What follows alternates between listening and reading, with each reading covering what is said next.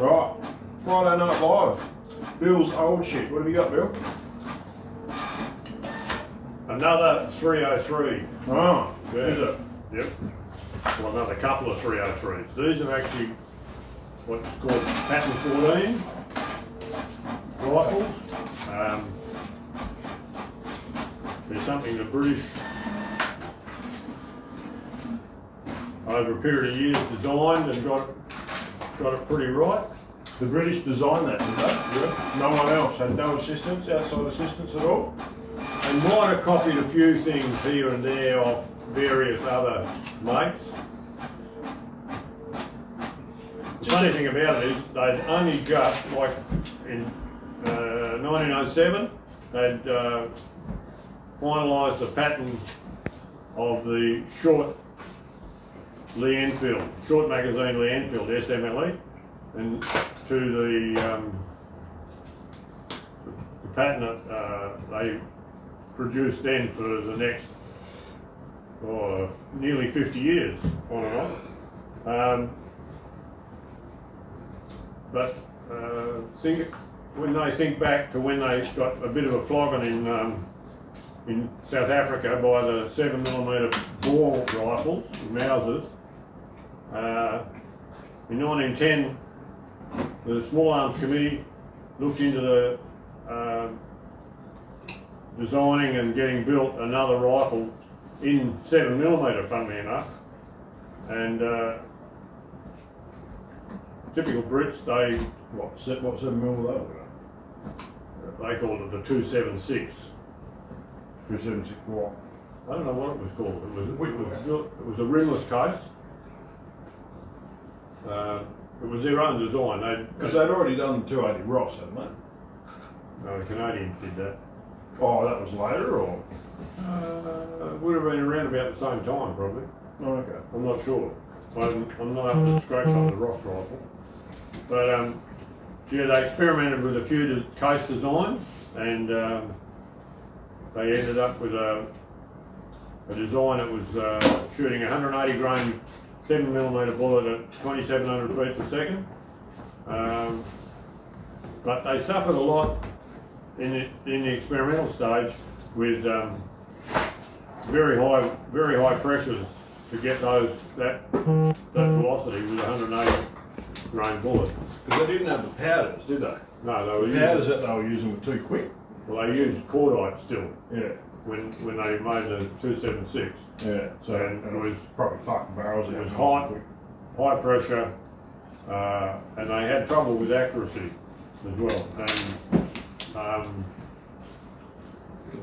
they built a few trials rifles, and one of the big complaints was what they call coppering in the barrel, the build-up of copper in the barrel. So a 1 in 10 twist, the same as the 303.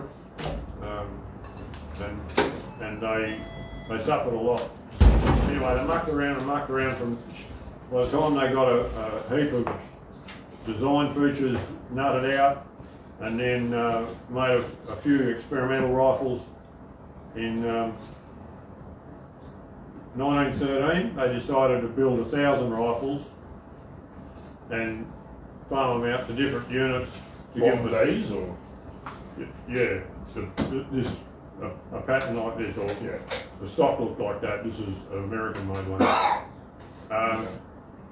And a lot of input came back from the trials that were conducted, but there was still a lot of complaints about various things, ejection not being consistent, safety catches not working properly, lots of things, quite a number of things that were giving them trouble. And of course, then World War I happened, and the Brits weren't set up to manufacture these. They went to BSA and virtually pleaded with BSA to set up a plant and start making these. BSA were way too busy building number 1 Mark IIIs. So a bit closer there, eh? the British the government went to Vickers, which was a big armaments factory, made everything from ships to tanks, and Vickers said, yeah, we can make them, and failed dismally. So after some American firms indicating that they were interested, they sent a delegation to America, nutted out a few things with the American companies, Winchester, Remington and Eddystone, and set production into motion in America. And this was about, by this time it was 1915, the war was on, well and truly. The same sort of thing happened there. Production wasn't a problem, it was just the interchangeability.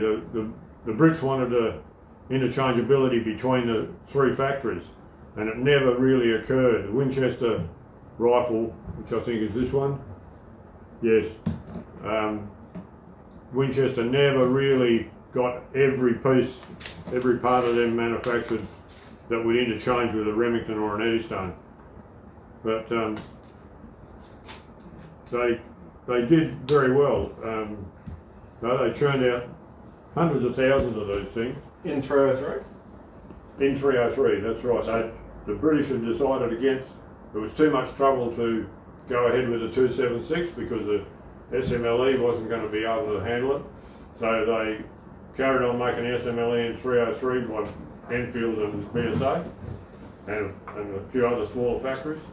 And they just modified this design slightly so it would handle the 303 rounds, and got the American companies to make them in 303. They eventually ended up making, between the three companies, they ended up making over 1,100,000 of them. A very successful production run.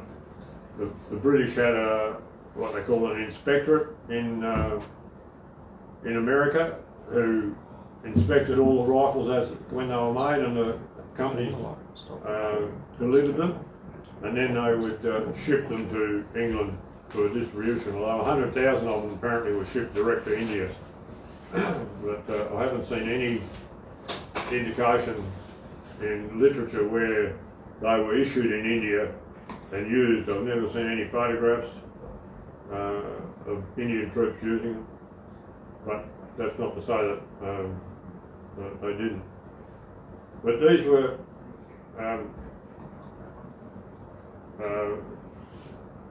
they were never exactly the same from factory to factory. If you look closely at this rifle, you'll see very fat here in the stock area, just behind where your forehand would go, compared to the Winchester, is nice and slim. Why? Why? I don't know why. There's no explanation. It just says in the description of the Eddystone that they were the early ones. These were. They were just fat hair in the stock, because there was talk of having them checkered, but of course the Brits didn't want to pay for that. Why would you do that? No. And as you'll see with this one, originally it was fitted with a dial sight and a flip-up peak here at the rear. It's been cut off. And yeah, it's what they call a Whedon repair. And I think in the late 30s or early 40s, like when the Second War started, they refurbished a lot of these, and they discontinued the use of the dial sights, the volley sight. These were, one of the specifications was that it would have a aperture sight, because the Brits had realised that aperture sights were far better for a wide range of people to use than ordinary old leaf sight that the SMLE had on. And you can see it when they went to build the number 4 rifle. They incorporated an aperture sight very similar on the number 4 rifle. These are graduated from 200 to 1600 yards, and the the peep sight, aperture sight was graduated to 2,600 yards. Pretty optimistic, I think, but all the same, that was the thinking in those days. Well, it doesn't have volley sights, does it? So, No. you know, volley sights, they used to go out to, what, 3,000 or something? 2,800. Yeah, 28 I think on that other one. This one's on up to 2,600, yeah. Yeah. But the British loved these because of they were so much simpler to make, funnily enough, than the SMLE number 1 Mark III. A lot fewer parts and a lot easier to make, apparently, and a lot cheaper. The price when they contracted Vickers to make them, Vickers were going to make them for £5.4 each, which I thought was a bit optimistic. The Americans, the 3 factories that made them in America, made them for an average price of about $31. That included a bayonet. The bayonets were $2.75. Wait, so from Vickers they were like £7, £7. Yeah, £5.4. Yeah, Which- $31. That sounds a lot more expensive to me.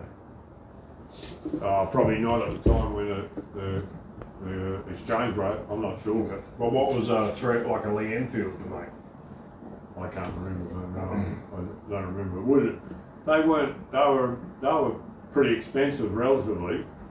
Yeah, well, they're a complicated piece of shit to make. Yeah, they are. If you don't like them, if you love them, no, they don't. That doesn't matter. Kind of does. Yeah. But there was a lot of jigs and gauges and all sorts of shit to make a Lee Enfield. Yeah, there's something like 280 gauges they use on all the Lee Enfield parts. Yeah. And knowing the ponds, they would have all been in different bloody measurements. Yeah, that's right. Yeah, it would have been a Lee Enfield, the Enfield inch too. Yeah, which is another story. But then the funny part about it is these were designed in England, and the patents for the various things that are unique to them were taken out in England to protect them. This rifle ended up manufactured in America, went back to England, and was used actually mainly, almost entirely, in reserve units in the Home Army. But then, when the US entered the war, What year did the US enter? 1917, or later, Yeah, First War, Oh, 1917. So everything was pretty much done when they had entered. pretty much, It yeah. was pretty much over. I think you'll find they want it. Yeah, of course they did. What, according to Battlefield 1 or something? According to the Americans. The British had spent over 20 million US dollars helping the 3 companies set up machinery, buy machinery, supply gauges, help them source materials. And then when the US entered the war and they couldn't make Springfield 1903s fast enough because there was only two factories making them, and the US reckoned they needed about 4 million new rifles. So, and the Brits by this time had satisfied their need with number 1 Mark IIIs, because BSA and Enfield and the other small companies had made enough number 1 Mark IIIs for them, and these being relegated to secondary role, whichever happened, I'm not sure whether the US approached the Brits or Brits approached the US, they sold the entire surplus stock and the gauges and fittings and all the parts that were already made and so on to the American government for $900,000. So they got beer money back after they'd spent quite a bit on it. And then this rifle, then the US modified it slightly to take the 30-06 round, different barrel of course, 30 caliber barrel, slightly different bolt face and extractor, but pretty much the rest of the stuff was the same as what the Brits were using. And this rifle then went on to become the, the model of 1917, and they ended up making over 2 million of them to equip their armies in Europe and France during the latter part of the First War, and so it became a secondary arm for the Brits who had designed it, but it became a first line arm for the Yanks who had virtually walked into it almost scot-free, and it became a very important rifle to them.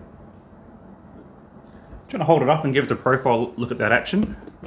On the side. Yeah. On its side. Yeah, you got to pick it up.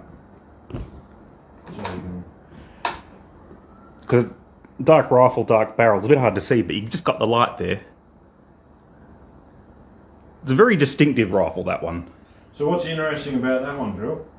This one, funnily enough, is a sort of a combination of a P14 and a pattern 17, model 17, because it's got a 30 caliber barrel in it. We quite a few years ago, when it was difficult getting 303 projectiles, and the barrel in this particular rifle was well and truly shot out.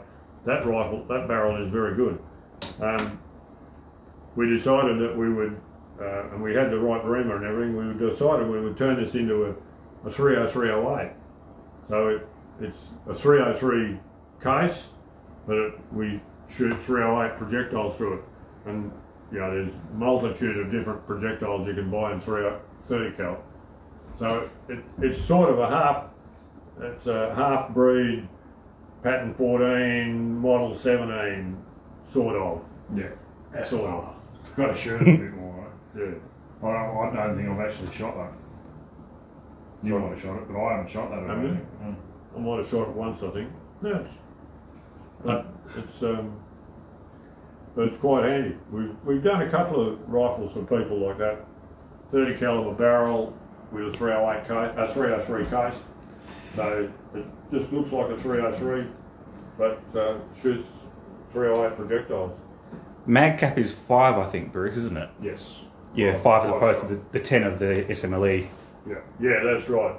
Early on, the Small Arms Committee wanted a detachable magazine, and then the fogies in the Army said no, they get damaged too much, so they just went ahead and copied Mauser, Springfield, someone anyway. Who got sued? Springfield copied now. Mauser. Americans got sued over the 03 pattern, 1903. When did they get sued? 1921, I think. After the First War. Yeah, 1921, 22, they were paying We lost the reparations. war, but we're going to sue you. Yeah. That's right, yeah, they did, and they got a payout.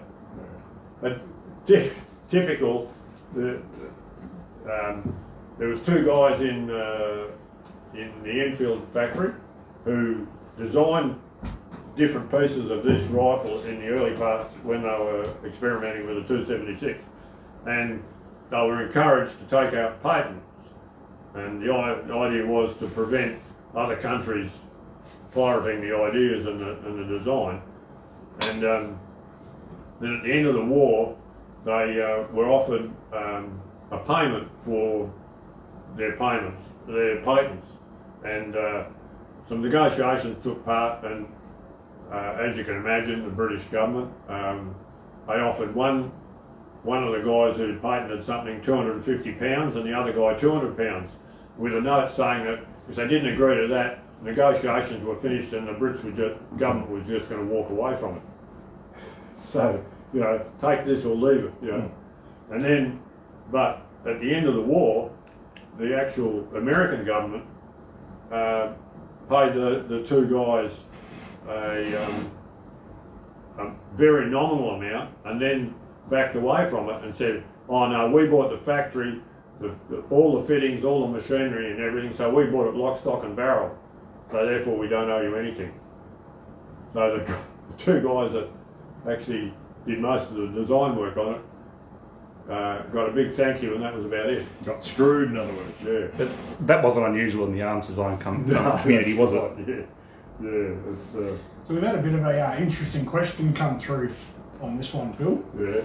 Russell's asked, would you use current ADI powder loads for a rifle of such vintage when reloading it? Oh, Yes. absolutely, yeah. Yeah. Great answer, Zaine. Cheers for that, mate. Yes, these are very robust rifles made with specified steel when the Brits wrote the specification for the American companies and for their own companies too. They always specified the quality of steel that was to go in them, and the inspectorate, as it was, were engineers and ballisticians and so on, Brits that were in America that were inspecting all these rifles as they came through, and they were pretty good, quick off the mark with any defects or anything. And they if there was a defect in the rifle, they just didn't accept it.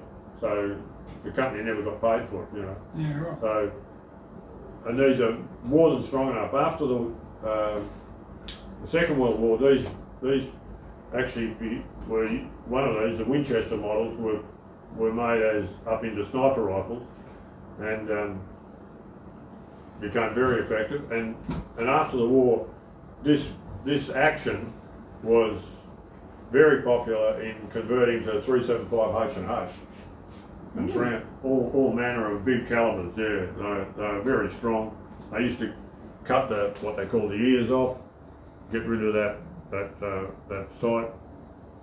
Weld up the big hole that was left. Yeah, there was a big hole under here. They weld the hole up, and then Dress the it up, lock-up make was it up look here nice. at the front. Well, there you go, Russell. I hope that answers your question, mate. Yeah, it's not relevant what powder you use, just as long as you load it to a load, to a pressure that the guns can withstand. Yeah. So you wouldn't load it any hotter than 55,000 PSI. No.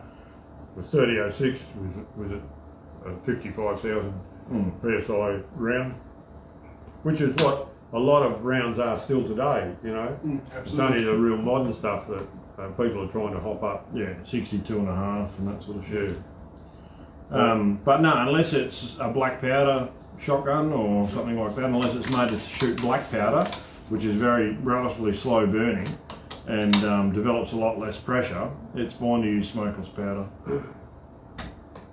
An interesting piece, typical governments, when the war finished, the First World War finished, the American companies had made it a bit over 2.2 million of these rifles, Model 17s, and of course the government all of a sudden says, bang, that's the end of the contract, and they're left with parts and half-made rifles and lots of bits and pieces. Remington turned out what they call a Model 30 on these actions in 3006, so they could use the same barrels and put a spoiler stock on it. They cut the ears off like a lot of the later Wildcatters did. And what did they I don't know, but it's Remington, they probably wouldn't sell it and went broke. Again. What how many times has that happened in the past for them? They had a rear sight on the barrel. You do what you're good at, don't you? And they sold them for a few years in the US, and they sold them in South America. They sold them to one of the governments down there as a rifle for their police force. And because there was To fight against the militant fucking militia, who were also probably being funded by the Yanks. would the Yanks do that? Yeah. Oh, okay. Anyway, yeah, I don't think it was a huge success, and then It's called betting both ways. Yeah. they went on to build the Remington Model 721 and 722, and finally to the Model 700.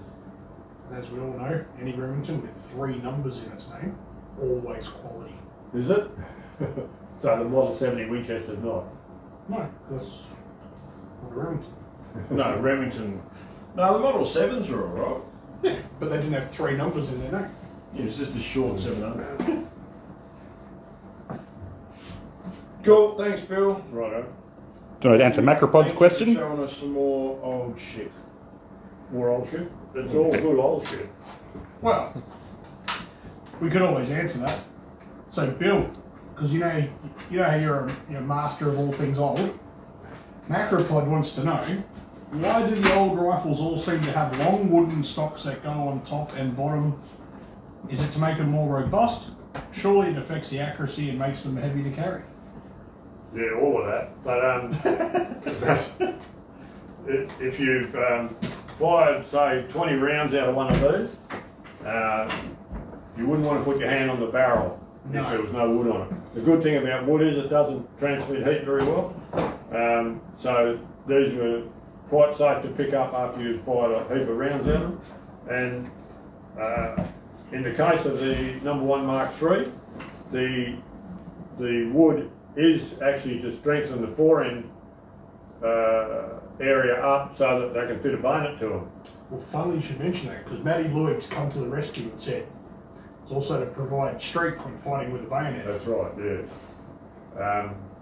And the number 1 Mark III is an excellent rifle for fighting with after you've run out of ammo, because you've got a very strong forend, and you've got an 18-inch bayonet, which allows you to keep well away from the other bloke. And it's got a stock bolt that holds the rear stock on, and there's no chance of breaking that off if you clobber someone over the head with it. And the British soldiers loved them for that reason, that if you ran out of ammo, you still had a pretty formidable club left to... Either had a really long spear or a really long spear, yeah, or a that's really right. long heavy club. And if you've got a tribe of blokes running towards you with these things, with an 18-inch bayonet on them, it looks pretty frightening. And Particularly dressed in red, I'd imagine. Yeah, you're not likely to hang around for long. No. Either alive or dead. So, Yeah, they affect the accuracy a little bit, but not enough to deter them from being a formidable battle rifle. that's right, yeah. If the number 1 Mark III is set up correctly, it'll shoot very well. And these will shoot excellently too. Because you could shoot blokes in the chest when you used a man's caliber, like 223s nowadays. Yeah, you know, you probably need a little bit more accuracy because you got to hit them with 2 or 3 rounds, or you got to hit them in the head. But when they were shooting men's guns in men calibers, That rim is awesome, but you fucked up. The wood does add a bit of weight to them. These are pretty heavy rifle. I'm going to point out though that I think I would rather carry a modern battle rifle into war now than an old battle rifle. Yeah. Not only, oh yeah, I might be shooting a 223, but I've got 30 of the fucking things. I'd rather an SLR with 20. Yeah, that's right. You wouldn't even go, you'd just sit in the back and cry. I wouldn't go because they would realise the potential in front of them and put me in officer training. They would put you in officer training. I'm Zaine, and I'm a rim. A rear echelon motherfucker. Oh, right. Yeah. Alright, what are we doing? All right. Hello everybody. What did we say we were going to talk about?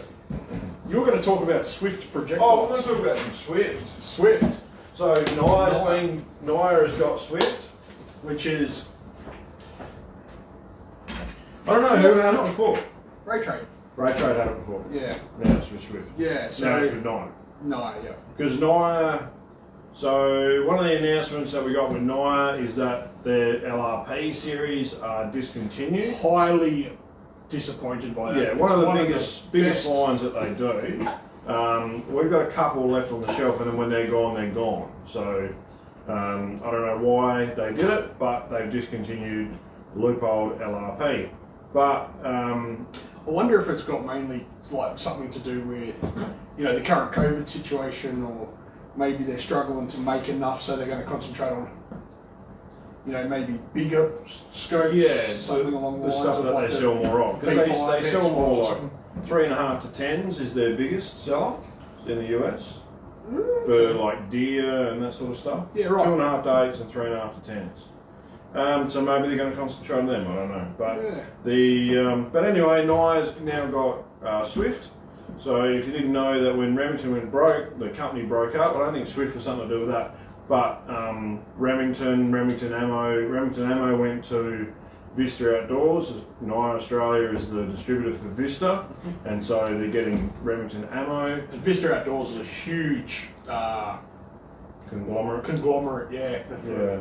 You know, they've got what, Spear, CCI, Bushnell, RCBS, Federal, Federal, Alien, yeah. Champions, So heaps and heaps of companies underneath them, all under that Vista umbrella. Ruger. Yep. So, and Ruger, the company Ruger, bought Marlin. So, are NIOA going to get Marlin as well? We don't know. Because they bought the name Marlin, but they didn't buy the designs and stuff, so they're not going to be making the same guns that Marlins were making before. Ooh. So, which is one reason I told Bill earlier in the week and he ignored me, but we should probably get some Marlin spare parts and shit, because people are going to be breaking Marlins. Marlins only have a 12-month warranty on. Well, they don't break that off. Well, yeah, that's... Adler got a 5-year warranty on them. Marlin's got a 1-year warranty on them. I bought a fucking microwave with a longer warranty than a Marlin. Anyway, the new Marlins will be made by Ruger, the Ruger way, so there'll be different guns. That's what I've been told anyway. But what's something that NIOA have picked up is Swift. Now, if you don't know about Swift, Swift is a projectile brand. It's a top quality projectile brand. And when NIOA released it, they were very excited. They're going to have Swift projectiles coming through, and they're going to be comparable in pricing to nozzle projectiles. Which is interesting because a lot of the projectiles are very similar to nozzle projectiles. So we'll talk about the ranges first, and then I'll talk about some pricing, and we'll find out if NIOA was talking shit or not. Yeah, right. So what are we going to start with? You going home or? Yeah, I'm going to go. Alright. Yeah. Okay, bye, Bill. I'll ask for working tomorrow. Yeah? Yeah. I'll come down. I'll You can finish get me some, yeah, you can get me some star pickets and some chain as well. Yeah, I'll come down and see you then. Easy. Yeah. Right. Cheers, mate. See you later. Okay, so the range that Swift does, the first projectile that they manufacture is a Swift Scirocco, they call it. Scirocco. Whatever. Okay, Why is it Scirocco? because that's how you pronounce it. Why? There's a C in there, it's Scirocco. Yeah, but it's not pronounced Scirocco. Scirocco. It's Scirocco. Why put a C in it? I don't know. Put a H in it. Why they put an Scirocco. I in your name? You don't say Because Zaine. John is a fucking weirdo. Zaine. Zaine. Zaine. It's just how it is, mate. Maybe that's how I want my name to be pronounced. Okay, well, I'll call you Zaine. No one calls me Zane anyway, everyone calls me Zed. Zaine. Anyway, Or so, Unless You you're in wanna trouble, explain people what keep the saying them. What the fuck are you doing that? Gotta get some photos of it. Why now?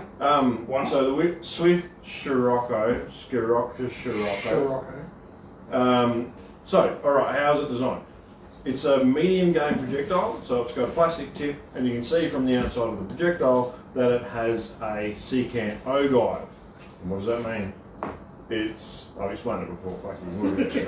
No, so the secant ogive, there's two different ogives, the secant ogive and the tangent ogive. Do you want to draw it? Tangent ogive. On your whiteboard.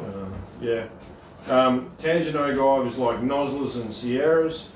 Secant ogive is like Burgers and Hornets. Is it ogive or ogive? I say ogive, and I think it's And you're the only one who's right. Let us know in the comments below if it's ogive or ogive. But how are you going to do it when it's spelt the same? If it was ogive, it'd have a J in it. Maybe. You jar turkey. Okay, so you've got the mid-body of the projectile. So the forebody is the ogive, the tapered section on the front of the projectile. You've got the mid-body, which is the parallel section that contacts the rifling. And you've got the afterbody, which is the boat tail, if it's got a boat tail. Now you've got your mid-body. With a tangent ogive projectile, the mid-body meets the ogive at an angle of 0 degrees, yeah? So there's no visible section where the taper starts. So there's no visible, what they call conical transition, which is the point that the ogive starts. And it tapers around like that, yeah? So it's just a round nose on it. Now that nose might be, like in this instance, I've drawn something that's around about 4 times the diameter of the projectile, yeah? So that radius is about 4 times the diameter. Now you can have ogives, which are tangent ogive, which are much longer, yeah? And so they've got a like a more gradual taper, increases the ballistic coefficient, also increases the weight though, and there's limits to what you can do that. You know, so you can have like a 6 diameter ogive. But that is a tangent ogive, and so this point here, which is the conical transition, you cannot see. Now, if we have a secant ogive, you've got your mid-body. A secant ogive starts at an initial angle, so you've got an imaginary angle here coming out, and the projectile starts at an initial angle and then curves in. Okay? So you'll have a very visible conical transition. This point right here. You'll have a definite shoulder on the projectile. Now that conical, that shape, that secant ogive, this has a much larger radius. The taper in the front of the nose, it might be up to 14 times the diameter. That increased radius gives it a more streamlined shape, increases the ballistic coefficient. So tangent ogive projectiles have a lower ballistic coefficient than a typical secant ogive projectile the same size, same weight. But secant ogive projectiles, they're a little bit finicky when it comes to seating depth and getting them to shoot. So a tangent ogive projectile much easier to get to shoot than a secant ogive projectile, typically speaking. A nozzler projectile, like a nozzle ballistic tip, is a tangent ogive projectile. Very easy to get them to shoot. The Swift Scirocco has a secant ogive like this. So they're a little bit harder to get to shoot, but they have a higher BC than the same thing in nozzler. Yeah? They're actually reasonably considerable higher BC because their bow tails are longer as well. But that's the different shapes of the ogives of the projectiles and how they differ. Now Swift internally though, the Swift Scirocco is very similar to a Nosler Accubon. Yeah, so that's very similar projectile. Nosler Accubon, Swift Scirocco, whatever. Very similar in term. So, and you'd use them on the same sort of game if you had the same size projectile and that sort of stuff. Okay, so that's their similarity there. The other main projectile that Swift do is their A-frame projectile. Now they do several different types of A-frames, like specific ones for pistols and lever actions, but I'm just mainly talking about their A-frames in their 30 cals and that sort of stuff. So the Swift A-frame projectile, it's actually relatively fortunate I've got this. You got a bit of rag or something? You don't have to use the finger. Yes. Good man. Matty Lloyd reckons nothing gets him harder than talking about ogives. Yeah, that's it. Okay. Agreed, Matty. Agreed. So a little boat tail. It's like 10 city Mid-body. on the on the counter here. So this is the outside of a projectile. Now normally a projectile would have a jacket of copper on the outside and the inside would be filled with lead. With a Swift A-frame projectile, they actually have a partition through the middle here.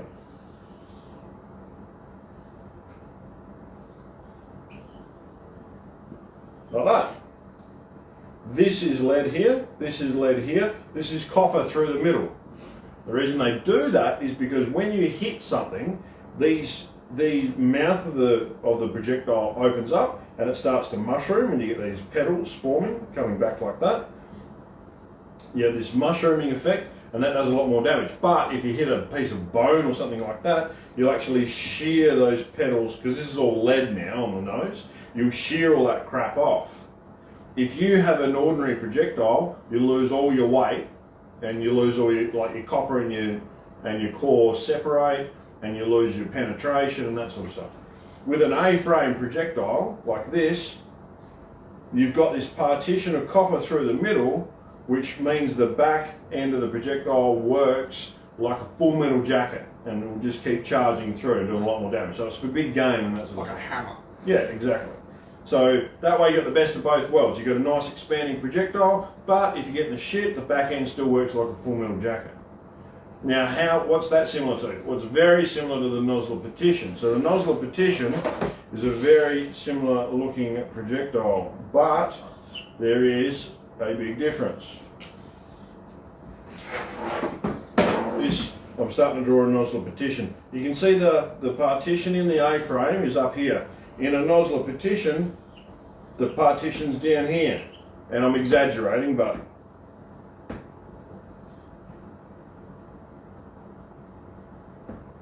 so So this is all lead, that's all lead there. So with a nozzle petition, you have a bigger mushrooming head and a smaller solid section at the back than the A-frame. And so they're designed for sort of similar game, but depending on how ballsy you are and how dangerous the animal is, you would go for one or the other. But it's essentially the same design. The Swift A-frame and the nozzle petition are similar projectiles, and they work in very similar ways.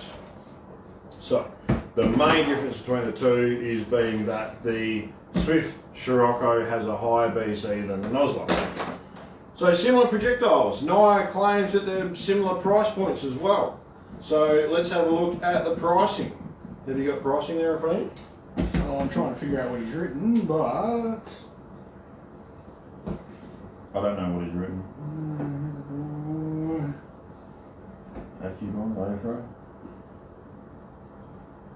Is he saying 185 bucks for 100 or for 50? I don't know what he's trying to say. Okay, I just wrote down a couple of prices here. Yeah, Alright, so you've written. we're comparing the Swift A-frame to the Nosler petition. So the Swift A-frame is $337 per 100. The Nosler petition is $237 a 100. Is that That's retail. That's 30 cal. 30 cal 165 grain. Yep. Okay. So the Swift A-frames are $100 a 100 more expensive, or $1 a projectile more expensive, which is what, like 42% more expensive. So it's a fair bit more expensive. Swift Scirocco, whatever. Nozzle ballistic tip. No. Nozzler AccuBond. Scirocco, is that computer shut down? Yeah, you're all shut down. Fuck. Alright, so Scirocco's 185. 85 to 185. Okay. So the Scirocco's are 192, the AccuBonds are 185 for 100. So they're actually similar price. Yeah. Like you would use them interchangeably. Like you wouldn't choose one over the other on price. You would look at the features. And so yeah, so in that respect, the Scirocco is actually a really good option for people. So you're talking medium to large game. So you're talking goats and bigger, depending on caliber, up to camels and that sort of stuff. Non-dangerous game because they don't have any features that are really fail-safe. And you're looking at under $2 a projectile for a 30 cal 165 grainer, which isn't too bad. Does Swift do a dangerous game projectile?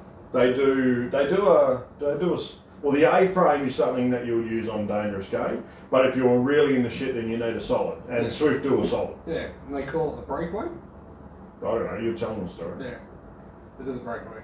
Okay, so the breakaway, someone asked about that, didn't they? They said, why is the breakaway so expensive? Yeah. It's like a very specific manufactured solid. It's not just like they haven't just cut off a piece of 1/4 inch rod or something and then It's got like called it the name. It's like very well designed for hydraulic effect in game. looks very, very strange. Because the problem with solids is that they just tend to go straight through things. That's what they're made to do. They're made to go straight through. But if you hit a rib cage or something like that with a standard full metal jacket projectile, it'll just ricochet off. You're not going to kill it. So when you design a solid projectile for game, then it needs to work to break through bones, not ricochet off. And it needs to work hydraulically to shock the animal to bring it down. So that's why they're expensive. They're a very well designed projectile. They're probably more difficult to manufacture than like one of their standard projectiles, and they wouldn't produce it in as bigger numbers. But they're expensive. They're like, what? You reckon that's probably for 50? Yeah. I reckon. Yep. $350 for 50. Sounds about right. Sounds about right. But you buy 50, and then it takes you like how often do you use them? You don't. No, you'd put them in something big anyway. Yeah. You know, I wouldn't imagine you would, run a 30 cal breakaway. It being something pretty large. Yeah. So Swift, worth looking into. I know Glenn used to run Swift in his 3006. Right. He was running a 180 grain for shooting like deer or something. Yeah. Right. 180 grain Swift. He had to get it to shoot though, it had to be in the rifling. So when you shut the bolt, it actually cammed it into the rifling to get it to shoot. Yeah, right. We could not get it to group off the rifle. And now, so if you got a not shoot, and then Open the bolt, Pull it out. Yeah. anything else. But that's how it is. Right, what have you got to talk about? No, not much. Oh, fuck hell. Yeah. No. Everyone else put some effort into it. Even Bill put some effort into it. Yeah, Bill. And you were just like, Yeah, he always puts everything. But what What are you going to put? Are you going to put something on special? Yes. You going to do something for people? I haven't actually come up with a special price yet, but on special, Adler Tacticals. How much planning has this gone through? None. Fucking clearly None. fuck all. None. I've done it right All now. we're going to do is just, You I want a really special- thought about you people No, here. I'm just listen up. going to fucking fish this out of my ass. Yep. Listen up. Adler Tactical. It's on special. What I've got in the shop is on special. What price are Normally. $930. they? So how much do you reckon they'll be on special? What, down around Let's say $850. $8.50. Alright, so $80 off. Yeah. What do you reckon? It's not even 10%. All right. $800. That's a bit much, isn't it? No. So that's what I mean. I'm just doing it right now, top of my head. What do you want to do? Yeah, $930. Well, they'll be at least 10% off, so it'll be $8.27. So let's run 10% off Adler Tacticals, whether it's FDE or black. It has to be on the shelf. What I've got in store though, so I believe I've got 7 and 8 of each. So that's 7 tan ones and that's it. 8 black ones. So it's just those 15 guns, and then Yep. that's it.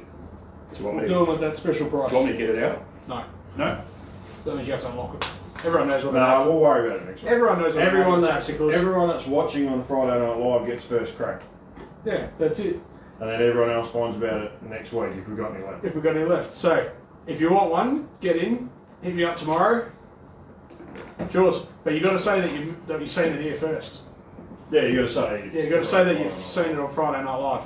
If you say, "Oh, mate told me he saw it on Friday Night Live," we'll say, "Get fucked." Yeah, we'll say get fucked. What if your mate's Trent? I don't have any mates. Yeah, Trent doesn't have any mates, so you're a fucking liar as well. So what did we get up to yesterday? We went shooting. No, well, What did we get up to yesterday? I went and delivered a training course for one of our corporate clients while you sat in the fucking aircon and drove around in my car. all day pretty much too. I felt really bad. No, you didn't. No, because it was hot as fuck yesterday. I didn't. 38 fucking degrees. I didn't feel that bad. And I was training people to shoot on fake grass, which sticks to you. So How much fucking- lying down did you do? I had to lie down and sight in every. I had to test to make sure that every gun was sighted in. Okay. Only one of them was off, but I had to shoot every single one of them. Is that because I got them all sighted And, last time? we and used like, them? I wore a thin shirt yesterday thinking I'm going to be smart because it's going to be hot.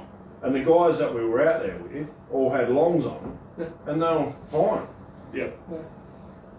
Most people wear longs with It their was good fun. And he's complaining because normally we run the course together. But he actually forgot to bring something yesterday, and that's why I had to run off and grab it. No, you forgot to bring to keep the course running and alive. Otherwise, it would have gone to shit. So, yep, I pulled my shirt open, I got the S out, ran around, did what had to be done.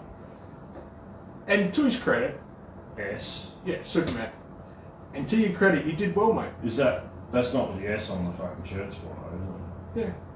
It's for one with stupid. It's their people symbol for hope. It doesn't spell hope. Hope starts with an H, stupid. Bruce, But it was a good course, yeah. So Thank you very much, Bruce. All the guys actually went really well. Like, we didn't have to baby anyone Nah. too much. The girls And considering did pretty a well. lot of these guys had no firearms experience Yeah, I think whatsoever. only 2 guys had shot before. Yeah. So one was army and one actually had his own guns. So Yeah. done really well. Done really well. Good course. So it was good for a laugh. Subway was good. I got Biscuits were good. that. I got those. I had like 2 or 3. Did you? Yeah. I didn't get any. Took them home, the kids smashed them, mate. Yeah, that's what they do. That was gone. Silly boy, she left him in the car. Bloody Bruce reckons he can understand why people would not say they are my mate. Yeah. You're a cunt. I mean, you've met him, right? I have. Yeah. And yeah, Bruce, that's why whenever we see you coming, we always say, "Ah, shit, your mate's coming." Yeah. Yeah. Cool, mate. Yeah. Now, I want to talk to you. What else were we talking about this week? Alright. What nearly brought us to blows on Wednesday? We're going to talk about... What were we going to talk about last week? Before. Oh yeah, on Wednesday we had an argument. We got So believe it all but punched on. or not, me and Zaine had an argument. My ass is fucking itchy. My aunties give me the shits all day. So we had an These argument. pants are shit. Once again, we had an argument over What was it about? what direction the industry should take. Oh, it was specific though. It was specific. It was in regards to talking to the media. It was in regards to talking to the media. Oh, I got some scratch and win fucking Coke things. Oh, nice. I lost on all of them. Why are they in my pocket? I don't know. So we've both got and in reality, How far back do we want to go? Like, where do we want to start I don't know. explaining this to people? I don't know. So, when How far when back the do we- shooting happened at the Motorplex, the police got onto us pretty much straight away. They rang some well-known people within the industry who said, you probably need to speak to Zaine Beaton. They rang me up and said, would you do an interview? And I said, yeah, sure. So, It wasn't the police though. It was the media. what did I say? The police. Police don't give two fucks what you think. No, the police, what? Alright, I'll start again. Someone in the media rang someone well-known within the industry who said, you need to speak to Zaine, and the media came around here to speak to me, to interview me. Yeah. They asked if they could interview me, and I said yes. Yes. What did I say? No, it doesn't matter. Just ignore whatever I said the first time. If I mention the police got nothing to do Police with have it. got nothing to do. Okay. And I agree. No, And- Brandon, but- will not unlock the safe. But there You know what an seems, tactical looks there seems to be, and I'm not saying it's wrong, but there does seem to be a huge amount of trepidation on behalf of shooters about talking to the media. Because there's this idea that talking to the media, you'll never be shown in a good light. And that was my argument. Not that I disagreed with what the general premise of your argument was it's always the outcome. The outcome for a long time now has been that shooting is bad, shooters are bad, and the media love hyping it up to the point where they just are stirring the pot with the general population into thinking that anybody that owns a gun's a bad guy, anybody that wants to own a gun's a bad guy, anybody who likes shooting is a bad guy. So the problem I have with that is that you're assuming you know what they're thinking and that they're doing it purposely. But the other thing that you said is that so we shouldn't be talking to the media. No, And this is the thing, it has not served us very well for 25 fucking No, years. and Why that's- would it continue to fucking and that's do what us any favours? and that's what you said, that not talking to them hasn't done us any favours. That's what I'm saying. I'm just rehashing the conversation that we had So- when we were about to punch on Wednesday. Yeah, and it wasn't even that we're actually disagreeing with each other. We're just probably disagreeing with how we were getting to the same conclusion. Yeah, I think we were disagreeing on purpose. Yeah, because I don't really trust anything you say. Yeah, that's right. So, But there's this big issue, there's this big thing, and tell me what you think. Should anyone from the industry be talking to the media? Should they not be talking to the media? Where is it? As it turned out, and this is in hindsight, I realise that, but as it turned out, when the guy that I spoke to from the West, I said, look, I don't like this language about snipers and that sort of shit being used, and I really want to get along this point, which is that this has got nothing to do with the average West Australian. It's got nothing to do with licensed firearm holders. This is unlicensed firearm holder who's involved in organised crime, shooting someone else involved in organised crime. It's got fuck all to do with any of us, and that's the sort of the thing that I want to portray. And that, out of the talk that I had with him, on camera, that was what they published, and it was fucking perfect. It's exactly what I wanted. That's exactly the message I wanted to convey. Yeah. And so they're not always our enemies. I just think, but most of the media definitely put up the whole scary thing of this was some sort of, assassin that's been flown over. He's got huge amounts of training. He's got a high-powered firearm that I think the average punter wouldn't have a clue how to use. He's taken a shot that the average shooter wouldn't be able to complete because it was such an incredible feat of accuracy. Well, I think there's two reasons why they say that. Well, I've got my own ideas on Yeah, what I've spoken already. You keep I going. mean, one of the ideas. I'll come back and behind tell it- you you're wrong once you. That's right, and I might be wrong, but I doubt it. Probably. I think one of the reasons why they say that is because it keeps the general public, the non-shooting public, who get their fucking gun fix and shit from watching John Wick and playing Call of Duty, in this little fucking world that they live in, that, you know, to make something like that shot, you do have to be highly trained, you do have to have the right equipment, and you are some sort of bald head, tattooed barcode on the back of your head, trained since a child to be this fucking outrageous killer. And that keeps them happy at night. That keeps them sitting there going, oh yeah, well that's fair enough. He must have flown over from Victoria because that's when the borders opened. When the rest of us as shooters know that probably wasn't a particularly hard shot. Most shooters could probably do it with their eyes closed. And that would not be a good look for us, you know, in the public's eye anyway. But So you're saying it's a good thing that they invent this narrative in this, that it's not one of us? in this case, I actually don't know what I want to believe with it. But is it better to have them thinking, the general public thinking that, or the general public thinking that, fuck, you could have been old mate down the street that I know's got a hunting rifle?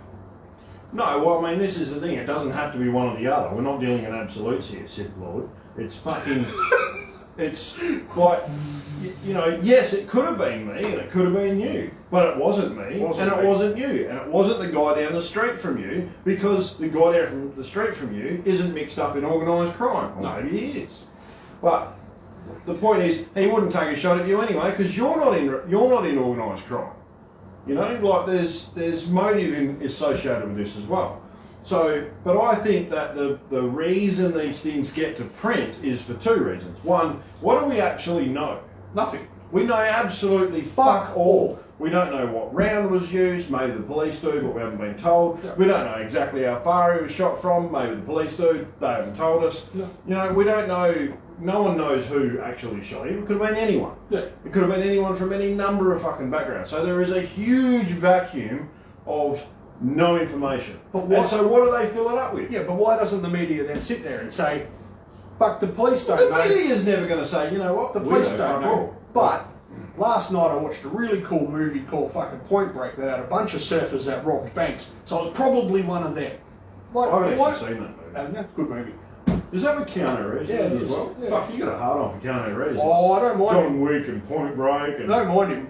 I thought it was just about surfers. I didn't know they were breaking into banks. Yeah, the bank robbers at the same time. Oh, right. And Keanu Reeves was an FBI agent. Yeah. So, You just fucked the movie for me. did I? Mm. Sorry. At the end they all Spoiler catch alert. They catch all of them at the end. You probably don't need to watch it now. But why do they go ahead and make that story up? You know, why haven't they just come up with yep, some guy was bloody shot, we don't know who did it, fucking cool. Because that's the day and age we live in. It's sensationalism is what it is. And That's it's what I'm saying. But as- because there's as so much shooters- room to move, they can do that. It's the same people that As- fucking make up conspiracy theories about Port Arthur. As a Oh, it was a shooting- fucking SAS bloke. He's double tapped everyone. Is it? Or is it just that the cops fuck the investigation up so much that it allows people to move in and invent their own fucking stories? Once you invent your own story, as long as you get it out there, then it's real. But it's not real. Yeah, This but is the the amount of thing. people that believe it But makes it real. Okay, so getting back to what I was saying, there's so much of little information Yeah.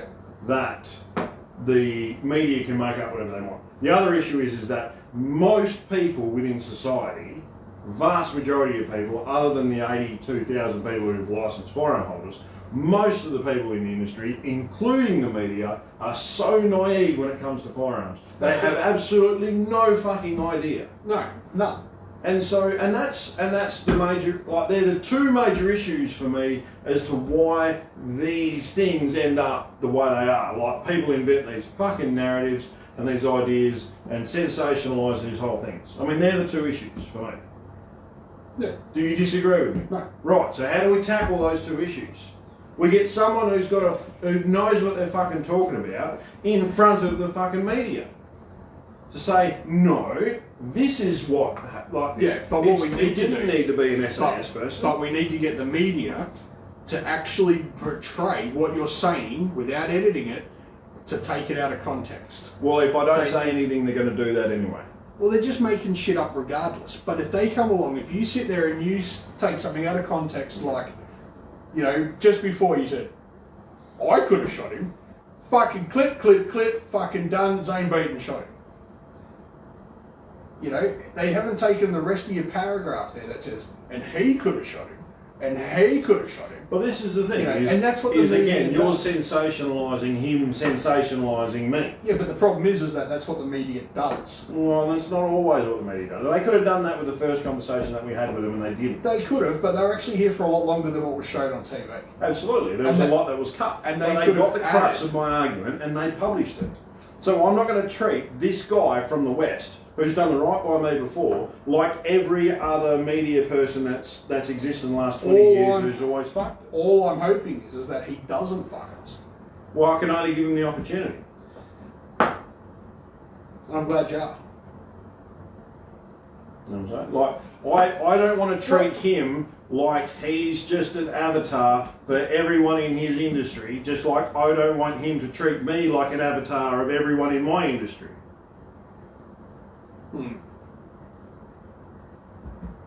So I want to treat him like a human being and express to him what my concerns are as well, like exactly what we're talking about, and hope he does the right thing by me, and I'll do the right thing by him.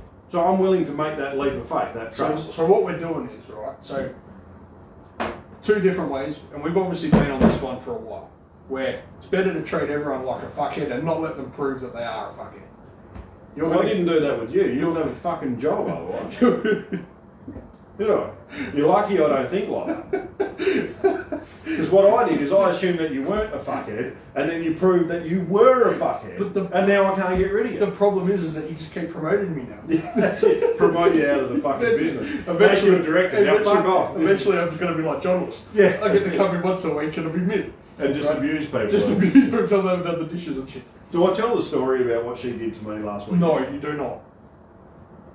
Because that I kind of want to tell the story. Because that guy might be watching. Oh, actually, no, go for it. Fuck it. You told me the story about John last week. No, so, you know, like, She's horrible. She's not horrible. Jonas, if you're watching, you're not horrible. But you embarrassed the shit out of me last week. and that doesn't happen often. And it was. He doesn't get embarrassed, which is the sad part. It's such a great story that I've told a lot of people close to me because it's so funny from the outside in. But at the time, I was so embarrassed. I'm gonna get a phone call. So, yeah, I know, and I'll probably get one as well.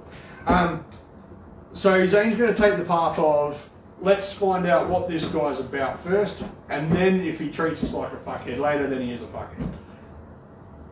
Yeah. I don't know. And then coming back to the greater picture is, I think there needs to be representation that's willing to go and produce the information that the general public, who are naive, need in order to make informed decisions about these sorts of things. Because it goes without saying that it doesn't happen very often, and so it really grabbed the attention of everyone in WA when it happened. It was a horrible thing that happened to that guy. You know, I don't care what you think, or you know what he did, if he did anything illegal. I'm not saying he did, but he was certainly involved with people that generally break the law, and he may have done some horrible things in his life. But he didn't deserve to get fucking shot. We're not passing judgment on any of that. No. Somebody got shot. Nobody deserves to be shot like that. So, yeah. No one's the juror over anyone else. That's right. We're a country of laws. So. That's right. And you don't break the law.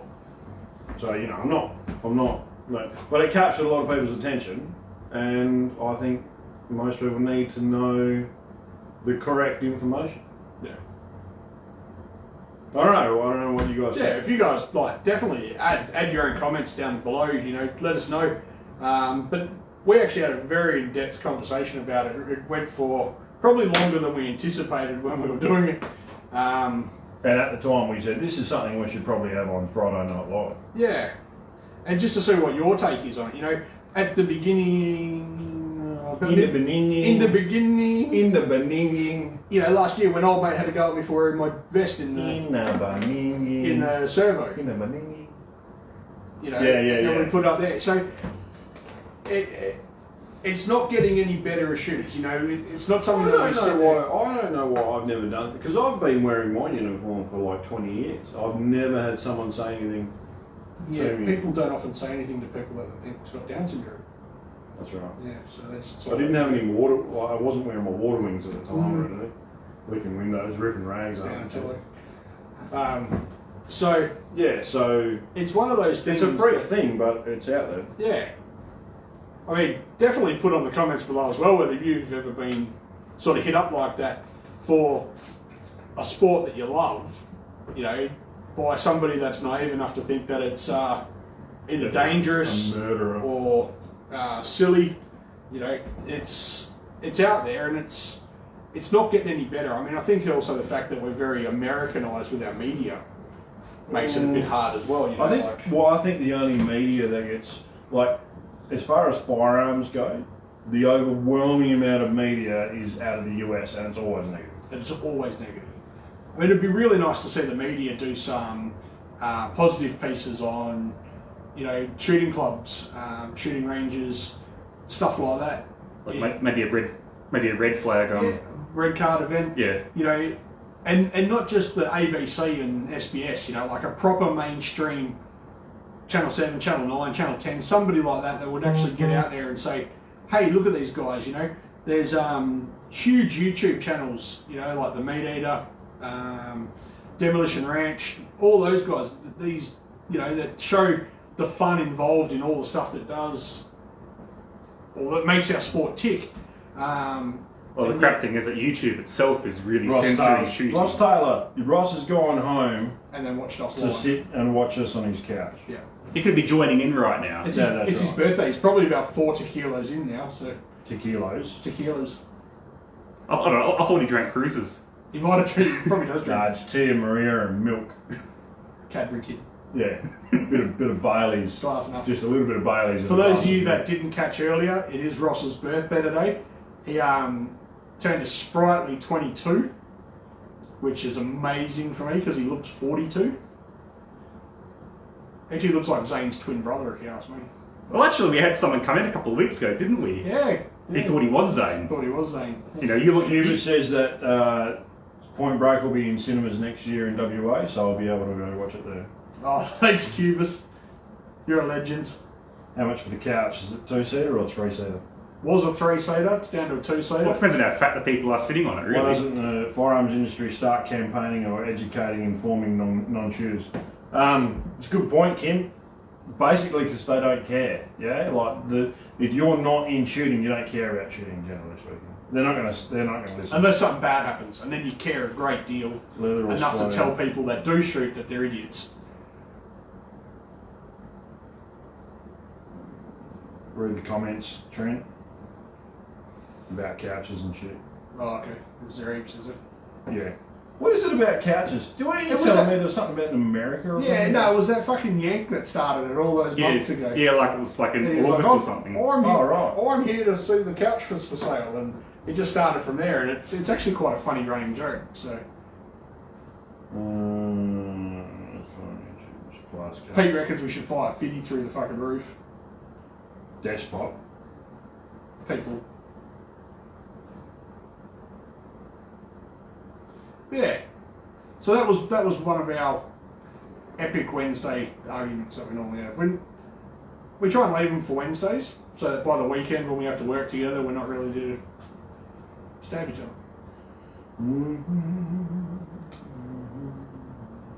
Yeah, so if you sieve through all the comments about couches and shit. Yep. Is there any good ones in there? I don't know. We probably just need to get a couch. Should we get a couch, guys? We just need a couch. Casting couch. Yeah. Casting couch. Yeah, you'll have to sit on it with your pencil skirt and everything.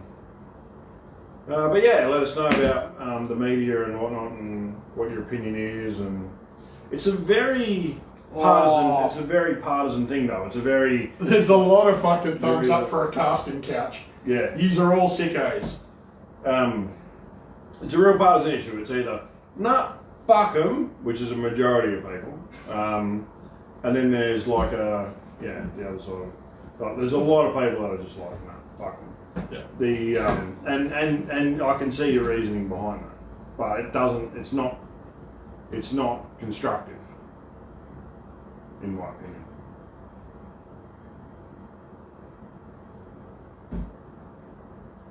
Cool. Well, I kind of think that we need to think long term about this. We need to start producing more very generalized media that we can just sneak into our timelines.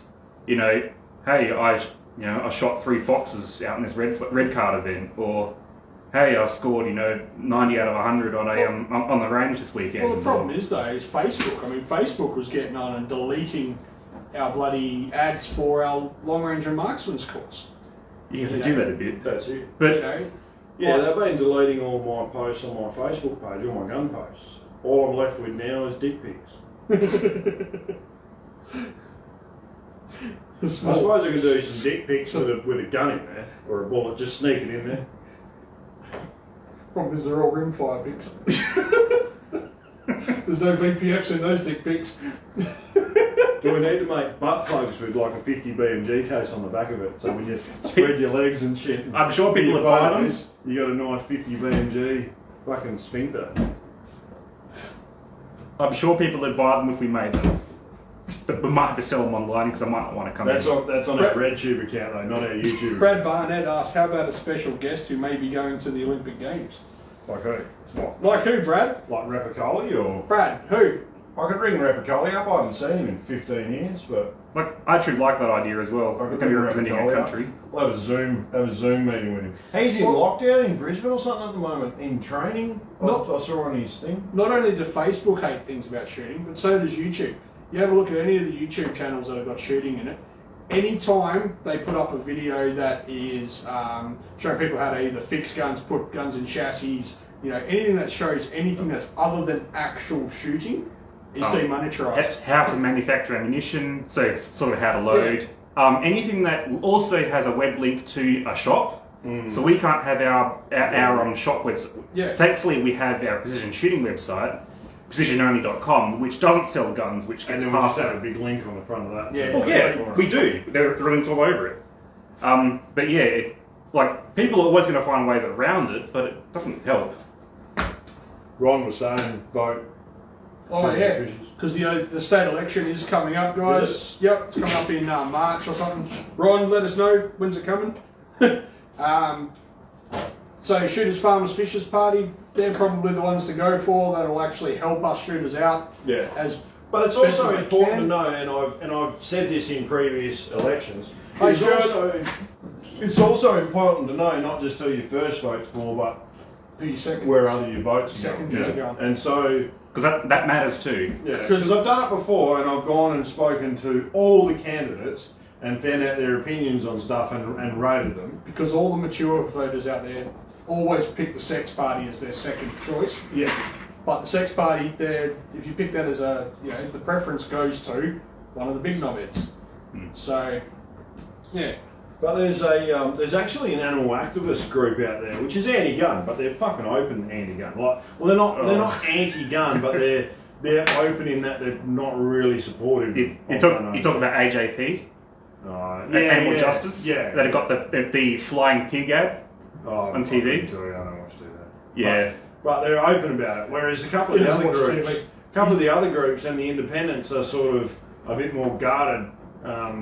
When I know that they're anti-gun, and so I'd be very guarded about voting for. Well, we'll look into it closer to the election. I'll see if I can get some more information for you. Well, I know that the ABC often puts up quite good preferential voting quizzes that will help you pick who aligns with you. Yeah. And they're really helpful. They're accessible to everyone. You don't have to make 30 phone calls to figure it out. But Yeah. it's important to do preferential voting. Yeah. Because you vote for shooters and fishers, and then and it's probably the right person to put in vote one if you're interested in the future of shooting. But then their preferences may flow, they may have done deals and their preferences flow to the Liberals and that sort of stuff. And you may or may not be interested in that. Or their preferences might vote, they won't, but they might flow to Labor or something like that. Whereas if you do your own preferences, you can vote farmers, fishers and farmers top, and then you can do Liberal Democrat second, if that's your thing. So definitely don't just be a guy that turns up. How do you say it? Say it properly. Yeah, don't just draw a dick on your ballot slip. It might be a joke, but it's not a joke. No, but that's the point of the point that you're given. Never done that. If you're the point that we've all you're not done just that. you're not just given the right to vote, you're actually forced to vote. But the fact that you've got the right to vote is good reason to make sure that you're educated. That when you do vote, it's incumbent upon all of us to do that. You know, if you're an advocate for freedom of speech, which is essentially what your biggest responsibility as a citizen is to express your right of freedom of speech in voting for the right people to fill our parliaments, then then you should be putting a lot of value on voting correctly. Another important thing to think of though is anyone who's ever complained about their members in Parliament should be taken this seriously, and that's every single one of us. Yeah, that's it. We all complain about them, so we should all take this seriously. But yeah. And don't storm the Capitol. Doesn't work. I've got no intention of going to Canberra. Fuck them. Alright. I thought, did you say a state election or a federal election? Oh, it's a state election. Well, why the fuck would you be going to Canberra? Yeah, good point. Alright, on that note, me and Zaine are in tomorrow. He reckons that he's going to do a majority of the work. Yep. So, I want you to get down here and fuck him up. Because that'd be great. Get him shit to do. No. Zaine apparently wants to come down because he was sitting there today going, oh, geez, all the work. Because if I'm working, you're going to sit around and do fuck all. But if you're working, I'll go out the back and do fuck all. Yeah, so, but I'll do fuck all. If you guys get down here and make him work, it'll be and fucking great. So you're going to sit down the back and look on your phone. No, I've got to finish that muzzle brake. Yeah, whatever. Alright, so get down here because he wants to do as many applications as possible.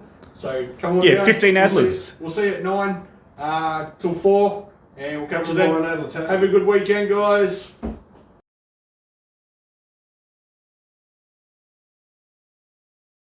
Smile. Ready, here we go. Happy birthday to you. Happy birthday to you. Happy birthday, dear Ross. Ginger cunt. Hip hip. Hooray. Hip hip. Hooray. Hip hip. Look happy, mate. You're getting older. Unbiased. It's great. Where's your knife? Cheer the umpire. No, you never cheer the umpire. Oh, we used to. Do you know what makes an I'm umpire? going to cut into one of your One bullets. big hit. Because that's when that kid decides, I like the game, Lick but I it. don't like it that much. That's right. Yeah. Look at it. He loves it. How old are you turning, Roscoe? 22. 22. Just a baby. 22. With a head like a 32-year-old. Have a look at it. Rougher than a worn thong. Alright. Thanks, everyone. And we should be on pretty soon, I reckon. Are we on? Yeah, you're live. Excellent. G'day, guys. We are currently going to draw our Christmas raffle. Now, I know it's not Christmas anymore and it's actually most of the way through January, but we wanted to give more people a chance to get involved in it, and yeah, so we extended it for a month. Now, first prize was this Pelican headlamp. Second prize was this novelty 20mm Vulcan Lyman case prep tool. So you done do it. It's got a few tools and stuff in it, so that'll be a good one. That'd actually be the one that I'd want to win. And then the Gerber. Bear Grylls Grylls Survival. So, if you ever want to get stuck in the bush, that's what you want to win. Alright, I've got Nicole here with me. She's going to help me draw it because it was her idea for Christmas. And of course the phones start ringing because we are live. Ross. Ross!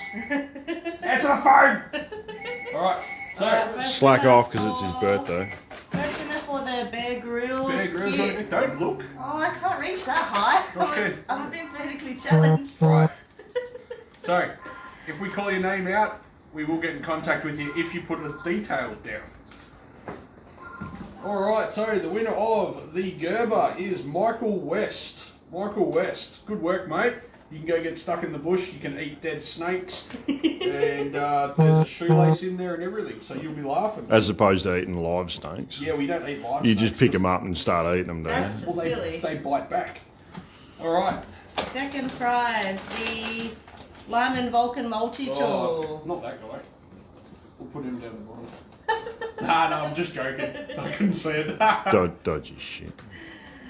And it's me! Whether it's Oh, I got a name, but there's no contact. Oh. no, you had to that's spend right. money to get into the draw, That's didn't you, right, I Trent? can look this one up. It's my mate Tony Veselu. He's from South Africa, and he's a funny little muppet. Anyway, that's for you, Tony. That's for you, Tony. Go the Wallabies, mate. Let's tuck that one in there. And And for the grand prize is this Pelican headlamp. It's It glows in the dark. it's pretty cool actually. It's got a little cover that.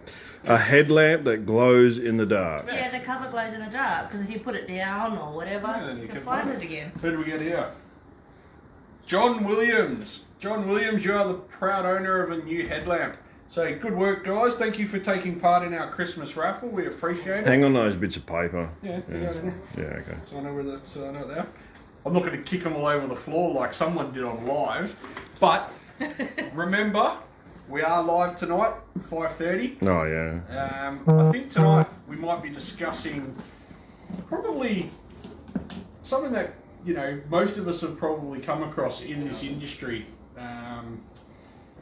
And me and Zaine were actually discussing, I think, on Wednesday about media portrayals and stuff like that of shooters. So I think we're going to get stuck into discussing that. Oh, yeah, we almost punched on over that. We did. So we're going to try and not punch on tonight because I'll win. No, do, because But that'll be fun. that'll be something. So throw some comments in if you want us to talk about anything in particular about that.